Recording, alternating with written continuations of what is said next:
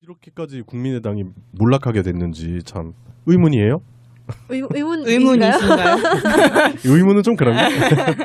국민의당이 결국에는 그 도덕적인 부분에 있어서 그 떳떳하지 못한 그런 부분이 치명적으로 그 지지율 하락에 작용하지 않았나 그런 생각이 들어요. 네, 문준용 씨, 문준용 씨의 특혜 입사가 네. 있었다라고 한. 그러니까 이 사건에 대해서 얘기할 때 이제 우리가 보통 특히 언론들이 문준용 특혜 입사 제보 조작 뭐 이렇게 하는데 일단은 가해한 게 국민의당이잖아요. 그쵸, 지금 그거 조작한 바꿔야 게. 되는데. 예, 그러니까 예전에 우리 서울시 간첩 조작 사건처럼 그럼 국정원 간첩 조작 사건이잖아요. 엄밀히 따지면 그런 것처럼 이번 사건도 국민의당 대선 조작 사건 이 정도까지는 가야 되지 않나 네. 이런 생각이 들어요. 문준영 씨죠. 네, 네. 문준영 씨라고 해도 되겠죠. 아, 그럼 문준영 님이라고 하려고 그게 더 어색해. 네. 문준영 씨가 대선 당시에 별의 별 얘기가 막 다 떠도는 동안에 되게 꿋꿋하게 트윗을 하셨었는데 네, 그때 이제 자기가 지금 크런치 기간이라고 크런치 하고 있다고 그렇게 트윗을 하셨었어요. 네, 그러니까 그게 이제 게임 회사에서 이제 일을 하시는데 개발을 막바지 들어와서 완전 막 밤새고 막 그러는 거거든요. 그걸 하신다고 해서 굉장히 동질감을 느꼈고요. 그렇게 막 크런치 막 하고 계신 분이 그런 특혜를 받았다는 생각은 전혀 못했거든요. 네. 그래서 그때 당시만 해도 굉장히 국민의당이 나중에 가서 이거 심판받을 수도 있겠다는 생각은 했었어요. 근데 이제 와서 이제 진짜로 당이 완전 전체가 흔들릴 정도잖아요. 네. 당원이 나가버리면 솔직히 당이 있을 수가 없는데 의미가 없죠. 네, 당원들 나간다고 할 정도로 지금 굉장히 크게 흔들리고 있어서 저는 좀 통쾌하네요. 맞아요. 그 꼬리 자르기 하고 있는데 혼자 한 짓이다 단독범이다 계속 얘기하고 있잖아요. 네. 근데 그렇게 해봤자 소용없다는 거를 빨리 아셔야 할 텐데 네. 사죄하는 게 빠르지 않을까요? 인정하고. 네, 지금 결국에는 그 최초 제보자라고 하는 이유미 씨한테 모든 죄를 이렇게 떠넘기는 그런 양상이 보였는데 여론 자체가 그거를 허용하지는 않는 거죠. 딱 봐도 꼬리 자르기라는 느낌이 났잖아요. 치기 어린 당원 한 사람의 네. 그런 뭔가 일탈적인 행위였다라고 하더라도 그 증거를 팩트 체크를 하지 않고 내보낸 당의 책임이 더 큰 거죠. 그래서 한 명의 일이라고 아무리 뭐 얘기를 한다 할지어도 책임을 피할 수 없어요. 그렇죠. 그 팩트 체크를 하지 않고 악의적으로 계속 얘기를 하는 거예요. 대선 기간 내내 기승전 문준용이었어. 국민의당은. 특히 안철수 후보도 기승전 문준용. 맞아요. 그 문준영 증거 조작 사실을 발표했던 김인원하고 김성우 모두 그 이용주 지휘 아래 있던 사람인데 그 이용주가 공명선거 추진단장이라는 직함을 갖고 있잖아요. 근데 이 사람들이 다 검사 출신 아니면 기자 출신이거든요. 네. 팩트 체크를 모를 수가 없는 사람들이잖아요. 어떻게 그 20년 동안 검사랑 기자를 했는데 이메일 주소 하나 띵 믿고 그거 말이 안 되는 거라서 이거 금방 밝혀지지 않을까 싶어요. 아니면 이거 제가 좀 생각을 해봤는데 네. 이 일에 대한 제보를 누군가가 했을 거 아니에요, 처음에? 그죠. 이게 이런 일이 있어. 문준용이 가지고 물고 늘어지면 당신네들이 승산이 있어. 그러면서 제보를 네. 자료를 누군가 줬을 거란 말이에요. 네. 근데 그 자료가 묻지도 따지지도 않고 신뢰할 수 있는 누군가가 줬다면 그럼 누가? 그러니까 당 차원에서 이렇게 야 이거 좋은 자료다 이러면서 아무도 의심 안 하고 받을 수 있는 그런 자료라면 그런 자료를 수집할 수 있는 곳이라면 충분히 가능하지 않았나. 철수가요? 철수가 아니. 영위할 때 그 철수예요. 아니, 그러니까 안철수 후보가 이 사건의 팩트를 정확히 짚어놓고 알면서 이게 거짓이다라고 아는 상황에서 얘기했을 거라고 생각하지 않아요. 그냥 다 철사까지 믿은 거지 당 전체가. 어딘가 믿는 구석이 있으니까 다른 팩트 체크를 하지 않았다. 예, 이런 그렇죠. 말씀이신 거예요? 그 뭐 박지원 대표가 국정원 쪽이랑 라인이 좋다고 하잖아요. 뭐 그런 부분도 의심할 수 있고, 뭐 박주선도 뭐 검찰 출신이고, 뭐 여러 가지 그런 정보를 주는 루트가 다양하지 않았을까. 이게 이유미가 단독으로 누군가의 제보에 의해서 했다? 이거는 억측이다. 그런 생각이 들어요.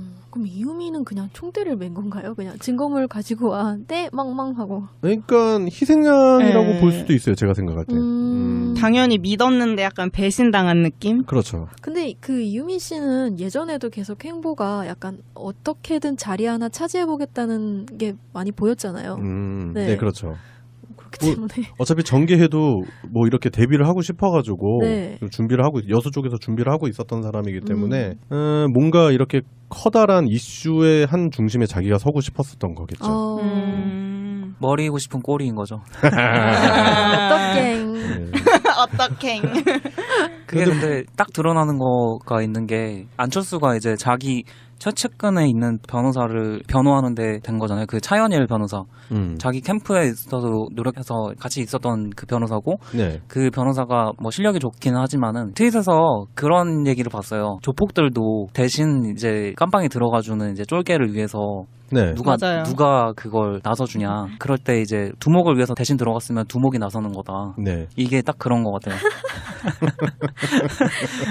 갑자기 나서잖아요. 그렇지. 네, 이게 뭔가 솔직히 뭐 다들 알잖아요. 누가 서로 머리인지. 관련은 없고 그분 혼자서 저지른 짓인데 안철수가 귀하게 여기는 변호사까지 붙여줬다라는 거네요. 네.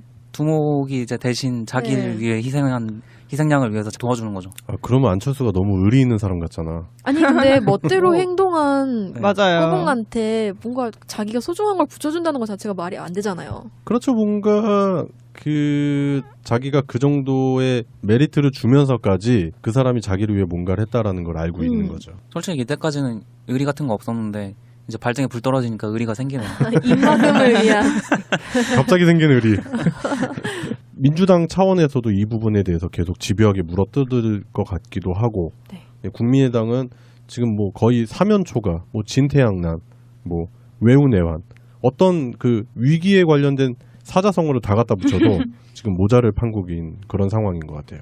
그래서 그냥 유머로 나온 건데 안 전 대표가 이렇게 되게 묵묵부답하고 있잖아요. 네. 그 뭐 문자 보낸 것도 자기는 모른다. 모릅니다. 네, 그래서 안 대표의 그 트레이드 마크잖아요. 새 정치가. 근데 네. 그 새가 입을 다물고 말하지 않을 새라는 한자가 있더라고요. 그래서 이 새 정치가 이 새 정치구나 이러면서 유머가 많이 올라오고 있다고 하더라고요. 아, 그렇구나. 모릅니다. 안철수 씨가 지금 현재는 그런 부분에 대해 의혹을 자기는 몰랐던 일이다라고 얘기를 하고 있고 이제 조만간에 입장 표명을 한다고 해요, 직접. 그런데 그 입장 표명이 어떤 식으로 나오느냐에 따라서 차후 국민의당의 존폐 위기가 그 안철수의 입에 달려 있지 않나 그런 생각이 들고요. 그리고 지금 현재 정신 못 차리고 오히려 더민주당을 그 공격하고 있는 SNS 상에서 공격하고 있는 이제 박지원 대표는 좀 정신을 차려야 되는 상황이지 않나 그런 생각이 듭니다. 그리고 한경호가 너무 불쌍해요. 왜요? 그렇게 믿던 끈이 떨어졌으니. 그러면은 현재 그 일부 기자들은 또 울컥하거나 대성통곡하거나 그럴 수도 있겠네요. 네, 지금 기사를 찾아보면 생각보다 재미있는 기사가 많이 나와요. 아, 그래요? 네, 이유미를 굉장히 피해자인 것처럼 기사를 쓰는 것들이 많이 있더라고요. 그래서 이유미를 피해자로 규정을 해놓으면은 안철수도 같은 피해자의 영역으로 이렇게 생각을 할 수 있기 때문이겠죠. 예, 그래요. 국민을 위해서 만들었다는 국민의당, 새정치를 꿈꿨던 안철수, 호남에 기반을 뒀다고 하는 호남의 맹주를 자처했던 국민의당, 최저 4.7%까지 떨어진 당 지지율을 봤을 때 과연 그들이 내세우는 슬로건 아니면은 자신들을 표현하는 그런 단어들이 적절한가 그런 생각이 듭니다. 국민의당이 그래서 뭐 이렇게 쇄신해가지고 더 잘 되라는 그러려고 가져온 이슈가 아니고요. 네, 국민의당은 정신 차리고 이번 문제를 이유미 씨의 개인적인 일탈이 아닌 당 차원에서 책임을 지고 해명을 하고 사과할 부분이 있으면 사과를 하고 법적 책임이 있으면 법적 책임을 져야 하고 당시에 대선 후보였던 안철수 씨도 이 부분에 있어서 자유롭지 못하다. 그런 생각이 저는 듭니다. GH입니다. 아, 나도 미국 가고 싶다. 나도 옛날 생각나. 그러시죠. 많이 가봤지만은 특히 막 정상의 자리에 딱 오르고 나서 갔을 때 에이. 국가대표 MB. 당한 느낌? 그렇죠. 근데 그 이유미 씨는 예전에도 계속 행보가 약간 어떻게든 자리 하나 차지해보겠다는 게 많이 보였잖아요. 네. 네, 그렇죠. 그렇기 때문에. 어차피 정계해도 뭐 이렇게 데뷔를 하고 싶어가지고 네. 준비를 하고 여수 쪽에서 준비를 하고 있었던 사람이기 때문에 뭔가 이렇게 커다란 이슈의 한 중심에 자기가 서고 싶었었던 거겠죠. 머리고 싶은 꼴인 거죠. 어떡해. 네. 어떡해. 그게 근데 딱 드러나는 거가 있는 게 안철수가 이제 자기 최측근에 있는 변호사를 변호하는데 된 거잖아요. 그 차현일 변호사. 자기 캠프에 있어서 노력해서 같이 있었던 그 변호사고 네. 그 변호사가 뭐 실력이 좋기는 하지만은 트윗에서 그런 얘기를 봤어요. 조폭들도 대신 이제 깜빵에 들어가주는 이제 쫄개를 위해서 네. 맞아요. 누가 그걸 나서주냐. 그럴 때 이제 두목을 위해서 대신 들어갔으면 두목이 나서는 거다. 네. 이게 딱 그런 것 같아요.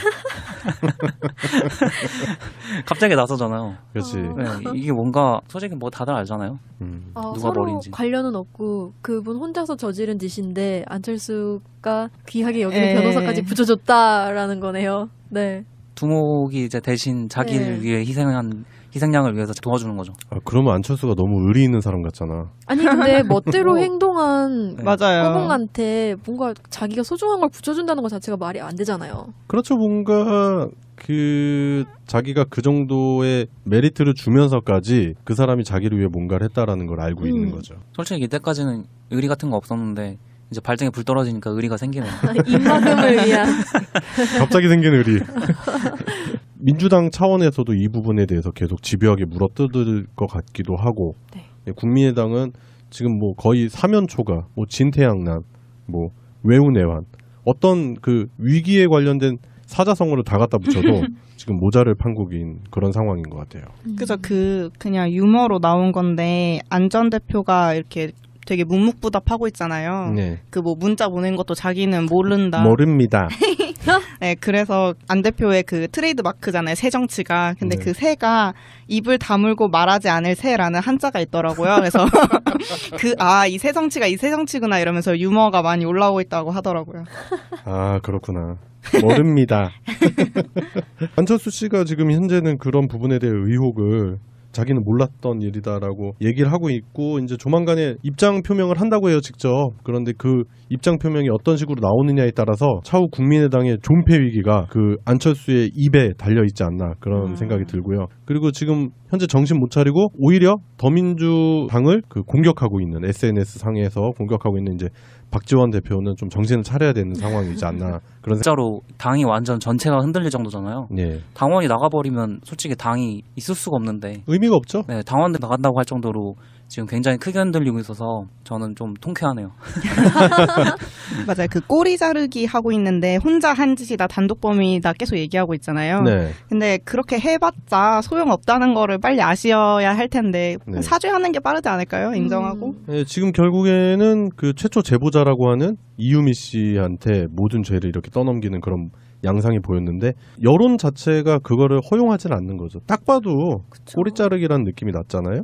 치기 어린 당원 한 사람의 네. 그런 뭔가 일탈적인 행위였다라고 하더라도 그 증거를 팩트 체크를 하지 않고 내보낸 당의 책임이 더 큰 거죠.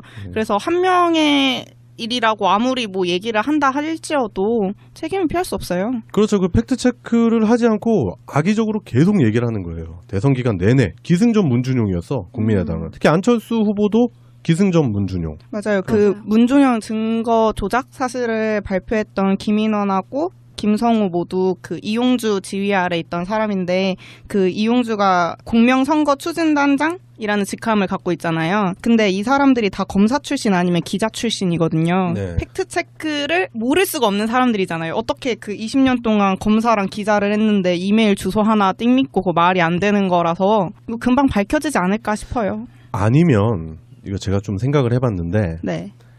이 일에 대한 제보를 누군가가 했을 거 아니에요, 처음에? 그죠. 이게 이런 일이 있어. 문준용이 가지고 물고 늘어지면 당신네들이 승산이 있어. 그러면서 제보를 네. 자료를 누군가 줬을 거란 말이에요. 네. 근데 그 자료가 묻지도 따지지도 않고 신뢰할 수 있는 누군가가 줬다면 그럼 누구야? 그렇죠. 당 차원에서 이렇게 야 이거 좋은 자료다 이러면서 아무도 의심 안 하고 받을 수 있는 그런 자료라면 그런 자료를 수집할 수 있는 곳이라면 충분히 가능하지 않았나. 철수가요? 철수가 아니. 영위할 때 그 철수예요. 아니, 그러니까 안철수 후보가 이 사건의 팩트를 정확히 짚어놓고 알면서 이게 거짓이다라고 아는 상황에서 얘기했을 거라고 생각하지 않아요. 그냥 다 철사까지 믿은 거지, 당 전체가. 어딘가 믿는 구석이 있으니까 다른 팩트 체크를 하지 않았다. 예, 이런 그렇죠. 말씀이신 거예요? 그 뭐 박지원 대표가 국정원 쪽이랑 라인이 좋다고 하잖아요. 뭐 그런 부분도 의심할 수 있고, 뭐 박주선도 뭐 검찰 출신이고, 뭐 여러 가지 그런 정보를 주는 루트가 다양하지 않았을까. 이게 이유미가 단독으로 누군가의 제보에 의해서 했다? 이거는 억측이다. 그런 생각이 들어요. 그럼 이유미는 그냥 총대를 맨 건가요? 그냥 증거물 가지고 와, 네, 망망하고. 그러니까 희생양이라고 네. 볼 수도 있어요. 제가 생각할 때. 당연히 믿었는데 약간 배신. 이렇게까지 국민의당이 몰락하게 됐는지 참 의문이에요. 의문이신가요? 의문은 좀 그런가? 국민의당이 결국에는 그 도덕적인 부분에 있어서 그 떳떳하지 못한 그런 부분이 치명적으로 그 지지율 하락에 작용하지 않았나 그런 생각이 들어요. 네, 문준용 씨, 네, 문준용 씨의 특혜 입사가 네. 있었다라고 한. 그러니까 이 사건에 대해서 얘기할 때 이제 우리가 보통 특히 언론들이 문준용 특혜 입사 제보 조작 뭐 이렇게 하는데 일단은 가해한 게 국민의당이잖아요. 그쵸, 지금 그거 조작한 바꿔야 게. 되는데. 예, 그러니까 예전에 우리 서울시 간첩 조작 사건처럼 그럼 국정원 간첩 조작 사건이잖아요. 엄밀히 따지면 그런 것처럼 이번 사건도 국민의당 대선 조작 사건 이 정도까지는 가야 되지 않나 네. 이런 생각이 들어요. 문준영 씨죠. 네, 네. 문준영 씨라고 해도 되겠죠. 아, 그 문준영님이라고 하려고 그게 더 어색해. 네. 문준영 씨가 대선 당시에 별의 별 얘기가 막 다 떠도는 동안에 되게 꿋꿋하게 트윗을 하셨었는데 네, 그때 이제 자기가 지금 크런치 기간이라고 크런치 하고 있다고 그렇게 트윗을 하셨었어요. 네, 그러니까 그게 이제 게임 회사에서 이제 일을 하시는데 개발을 막바지 들어와서 완전 막 밤새고 막 그러는 거거든요. 그걸 하신다고 해서 굉장히 동질감을 느꼈고요. 그렇게 막 크런치 막 하고 계신 분이 그런 특혜를 받았다는 생각은 전혀 못했거든요. 네. 그래서 그때 당시만 해도 굉장히 국민의당이 나중에 가서 이거 심판받을 수도 있겠다는 생각은 했었어요. 근데 이제 와서 이제